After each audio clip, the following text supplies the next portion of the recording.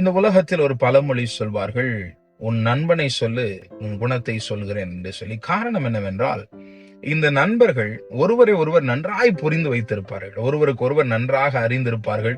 ஒரு நண்பனுக்கு என்ன பிடிக்கும், என்ன பிடிக்காது, அவன் எப்படிப்பட்ட குணாதிசயத்தை உடையவன், அவனுடைய வீட்டில் என்ன நடக்கிறது, அவன் எப்படி படிக்கிறான், அவனுடைய தனிப்பட்ட விதத்தில் அவன் எப்படி இருக்கிறான், அவனுக்கு என்ன பழக்க வழக்கங்கள், இது எல்லாவற்றையும் சக நண்பர்கள் அறிந்து வைத்திருப்பார்கள். இதே போல கணவன் மனைவிக்குள்ளாகவும் இப்படிப்பட்ட புரிதல்கள் அதிகமாக இருக்கும். கணவனை குறித்து மனைவி, மனைவியை குறித்து கணவனும் நன்றாய் அறிந்து வைத்திருப்பார்கள். இந்த அறிந்து வைத்திருக்கிற இந்த அறிவு அது எப்பொழுது குறைவாக இருக்குமானால், இவர்கள் இருவருக்கு இடையே, நண்பர்களுக்கு இடையே ஒரு விரிசல் கடந்து வரும் பொழுது, கணவனுக்கும் மனைவிக்கும் ஒரு விரிசலோ அல்லது ஒரு ஒரு உறவிலே ஒரு ஒரு ஒரு அவர்களுடைய உறவு ஒரு வலுவான உறவாய் இல்லாத பொழுது அங்கே ஒரு புரிந்து கொள்ளுதலில் ஒரு தொய்வு ஏற்படும்.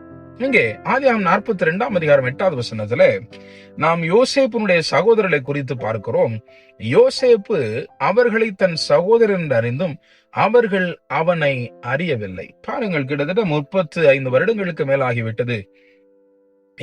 இந்த யோசேப்பு ஒரு அடிமையாக விற்கப்பட்டு அனுப்பப்பட்டு விட்டான் தன்னுடைய சகோதரிடத்திலிருந்து. ஆனால் இவர்கள் வந்து யோசேப்பை சந்தித்த பொழுது இவர்களுக்கு அதுதான் யோசேப்பு என்பதை அறிந்து கொள்ள முடியவில்லை. அந்த அளவிற்கு தான் அவர்களுடைய ஞாபக சக்தி அவர்களுக்கு இருக்கிறது. அந்த அளவுக்கு தான் யோசேப்பை அவர்கள் புரிந்து வைத்திருக்கிறார். ஆனால் யோசேப்பு அவருடைய சகோதரரை உடனடியாக அறிந்து கொண்டான். பிரியமானது என்னுடைய பிள்ளைகளே, நீங்கள் தேவனை நன்றாக அறிய வேண்டுமானால், இயேசுவை நன்றாக அறிந்து கொள்ள வேண்டுமானால், இயேசுவோடு கூட தினசரி உறவு கொள்ள வேண்டும். அவரை எந்த அளவிற்கு அவரோடு கூட நெருங்கி வருகிறீர்களோ, நெருங்கி பழகுகிறீர்களோ, அந்த அளவிற்கு அவரை அதிகமாய் அறிந்து கொள்வீர்கள். தேவனோடு கூட நெருங்கி வாருங்கள், அப்பொழுது அவரை நன்றாய் அறிந்து கொள்ள முடியும். ஆமென்.